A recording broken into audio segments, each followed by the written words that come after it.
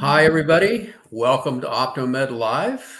Tom Leahy here with my good buddy Candace, who tells me what to do most of the time. I wish I could tell you what to do.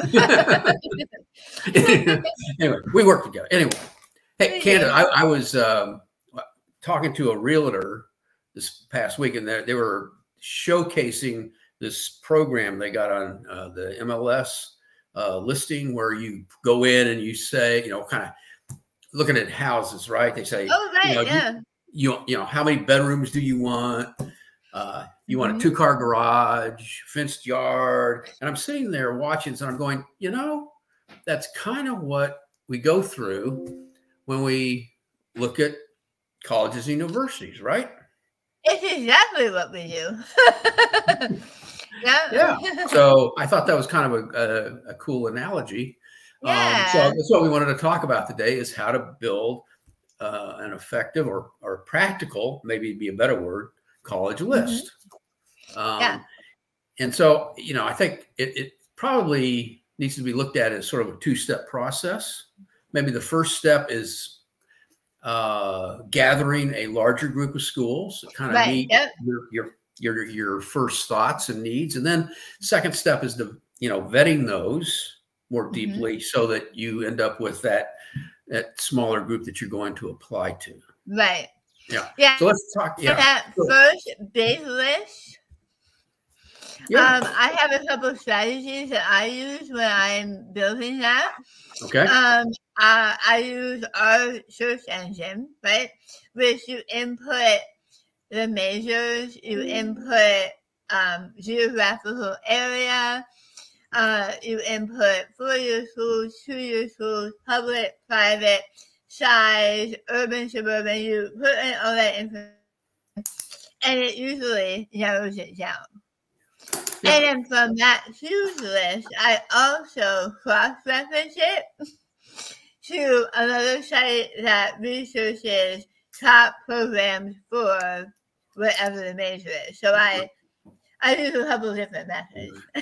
That's a good point when you're talking about college, because I think a lot of people and students don't realize that probably the most important aspect of what you're looking for is the academics, right? Yeah, because so often they come to us with a list of schools, right? They come to us with 3, 4, 5 schools that they have heard of from their friends or because of where they live, the popular schools of that area.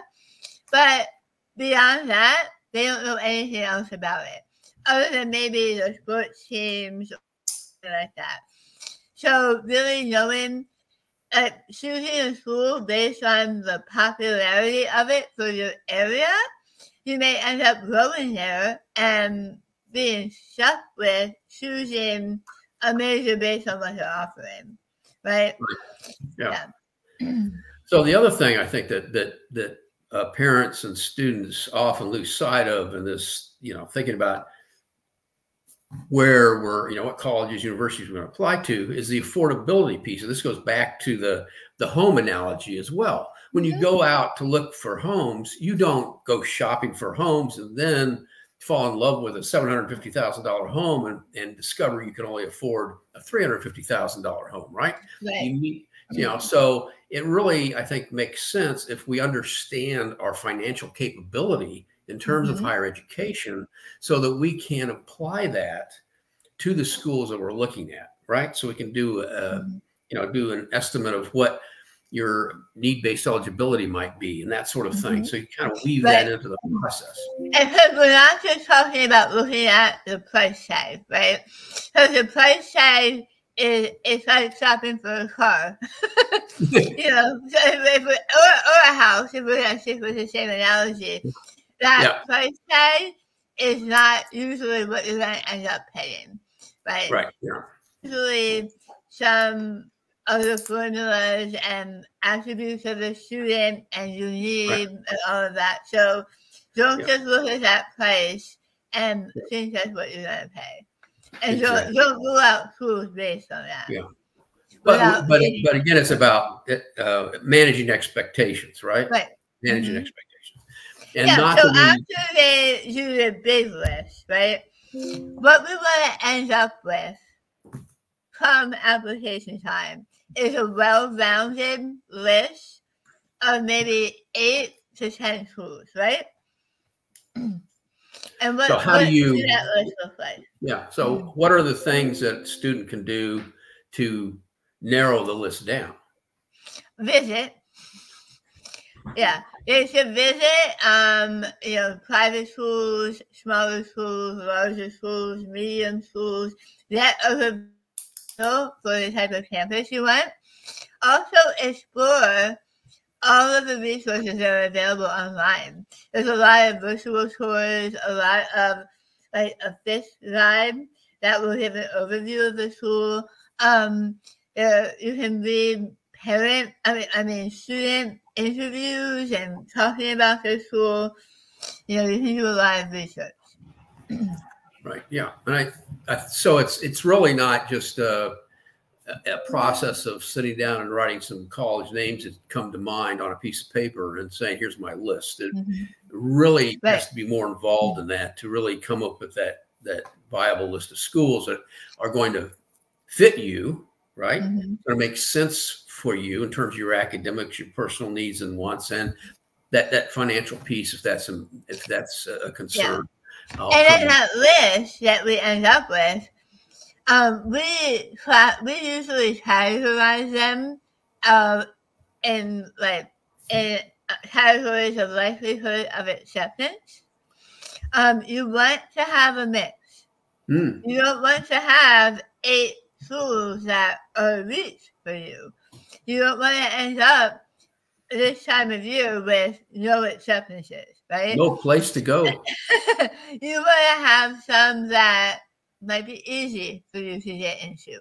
Maybe you're not top of your list, but you don't want to be stuck in a situation where you're not going anywhere. Or you're ending up at community college where that's not in your plans. Right. And we can easily make those comparisons. Yep. And those strategies for you as a family, as a student, to make the job easier when it comes to creating that list. The other thing too, I think, is important as you go through this process of looking at schools and determining where you're actually going to apply. Some things float to the top in terms of, you know, factors that you're looking at that are going to really, one, drive those schools that you're going to apply to, but two, you know, once we apply and we've been accepted, it also plays into where are we going to eventually attend, right? What are the 1 or 2 things that are really that important to you that you're going to use as a determining factor when it comes to, you know, where you're going to end up being? Right. Exactly. So there's a lot involved in that. Looking at that, and it's different for everyone. Like when you start visiting college campuses, they all have a different feel to them. Right. You know, or maybe this one's engineering program is stronger than this engineering program. So it all depends on what's important to you. Right.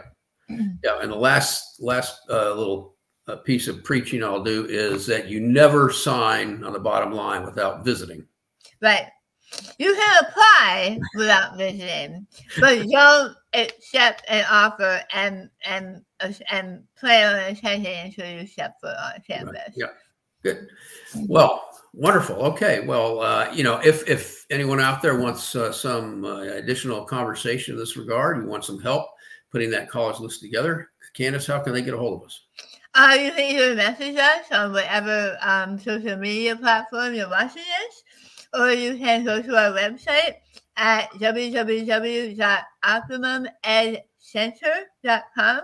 You can either call us at our number there, email us, or talk to an advisor and schedule an appointment. Okay, great. Just so you know, I don't think I can afford a 3-car garage. So. Okay. Yeah, I'm not sure you need a 3-car garage, but. All right, everybody take care. Have a great weekend. We'll see you next week. Happy Friday.